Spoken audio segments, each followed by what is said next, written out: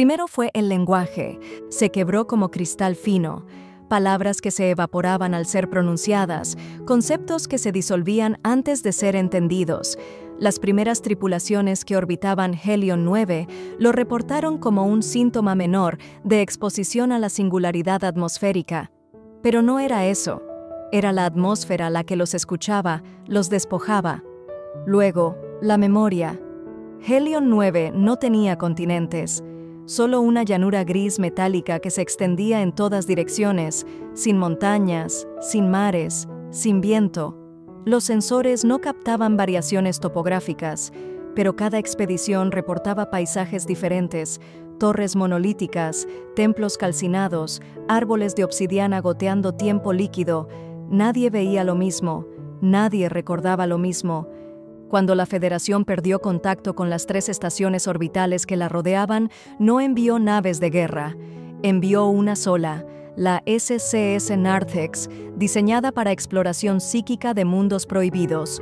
A bordo, 7 especialistas, humanos, inteligencias postbiológicas y uno que ya no era ninguno de los dos. A la cabeza del equipo iba la doctora Avara Kale, neuroarqueóloga que había interpretado los textos de la esfera de Orfeón sin perder la cordura. A su lado, el comandante Ro 3, un replicante táctico con recuerdos fragmentados de 10.000 guerras, y la unidad sacerdotal VAS 27, cuyo credo era el silencio de los astros, una religión sin voz ni escritura.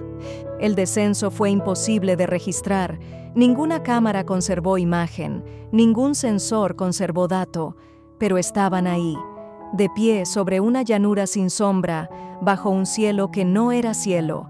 Avara fue la primera en hablar, pero su voz no produjo eco, ni sonido. Todos los sistemas funcionaban, pero no transmitían. La nave, aún visible a 100 metros, parecía estar en otra era. Cuando caminaron hacia ella, no la alcanzaban. Cuando se alejaban, la veían acercarse.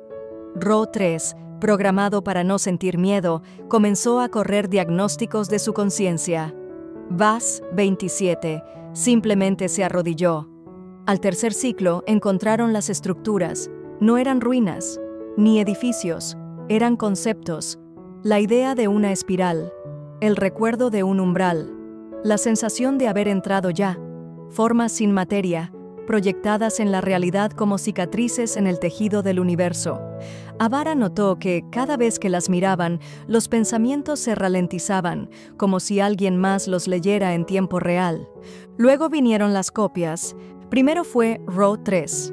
Encontraron otra versión de él, idéntica hasta en los circuitos de autorreplicación, pero con ojos vacíos y una sonrisa apenas sugerida. Después, una Avara sin pupilas, murmurando un poema en un idioma sin sonidos. VAS 27 se negó a mirar. Solo entonó una oración sin palabras, una secuencia de pulsos lumínicos que hacía vibrar la tierra. Uno a uno, comenzaron a desaparecer. El lingüista ciego, Arket Den, caminó hacia una puerta que no existía y dejó de ser. La xenocantora Maalit se deshizo en una cascada de notas imposibles que se curvaron en el aire antes de apagarse. Ninguno gritó, ninguno luchó, solo se marcharon, como si recordaran que ese era su lugar.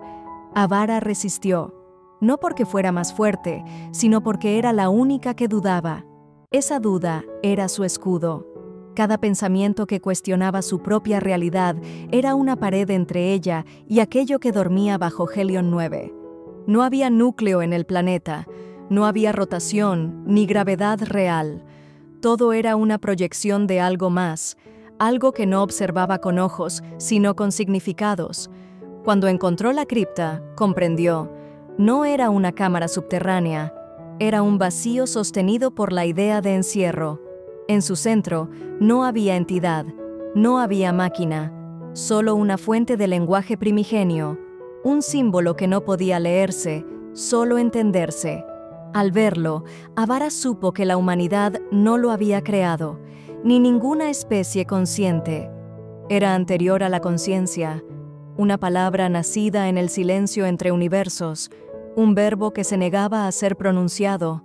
Comprendió entonces por qué las estaciones orbitaban Helion 9 habían enmudecido.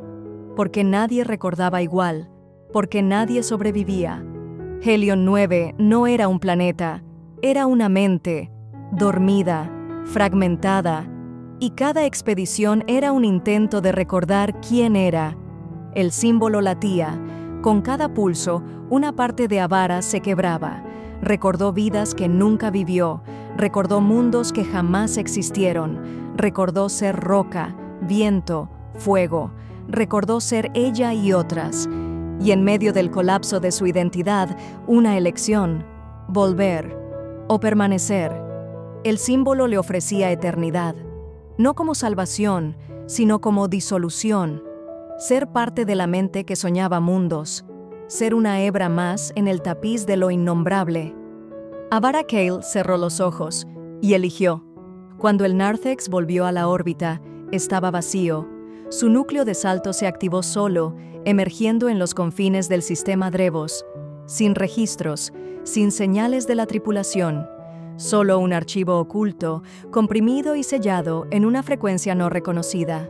Un símbolo, sin nombre, sin voz, transmitido una sola vez antes de que el Narthex se autodestruyera. No se pudo descifrar, pero los lingüistas que lo observaron comenzaron a soñar con llanuras grises, puertas sin forma y voces sin boca. La Federación bloqueó todo acceso al sector Helion 9. En la oscuridad, otros símbolos comenzaron a aparecer en otras lunas, en otras naves, en otros pensamientos, y así comenzó a hablar, no con palabras, sino con nosotros.